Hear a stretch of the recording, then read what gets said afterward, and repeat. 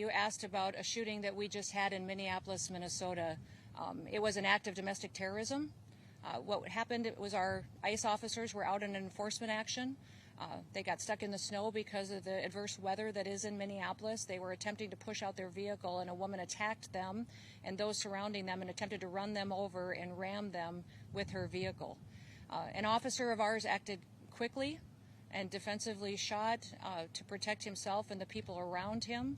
And my understanding is that she was hit and is deceased. We're continuing to gather more information, but this goes to show the assaults that our ICE officers and our law enforcement are under every single day. These vehicle rammings are domestic acts of terrorism. We're working with the Department of Justice to prosecute them as such. We will continue to protect our ICE officers and in cooperation with other law enforcement agencies as well. You've seen me in the last couple of days deploy over 2,000 more officers to the Minneapolis area. And in the last 2 days, we've arrested hundreds and hundreds of dangerous criminals. Not just fraudsters who stole from the American people billions of dollars and put it in their pockets and enriched their friends from overseas and themselves, but also individuals who committed acts of murder and rape and trafficking and drug exploitation and child exploitation. So we're going to continue to do our work. And I want to remind everybody that the act like we saw today of using a vehicle to try to kill an officer and his colleagues and the other people around him is something that every politician, every elected official, everyone in this country should be able to rally around and say that it is wrong.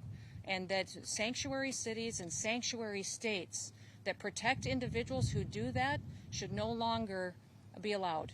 That those individuals that are in leadership positions in these sanctuary jurisdictions need to work with us to make sure that every single person that's out there enforcing the law can be safe, but also so that all of our citizens can continue to be safe too. Domestic acts of terrorism like this will not stand, and I'm grateful that we have the leadership in Washington, D.C. that recognizes it, and will make sure that it's working to keep every single community safe, regardless of who's in charge in that city. President Trump gets up every day and will work to keep people safe, whether they're in a red state or a blue state or in a city that has a Republican mayor or a mayor that has a Democrat mayor. He's going to fight for every single American to make sure they live in a safe community and can raise their kids without fear. Yes.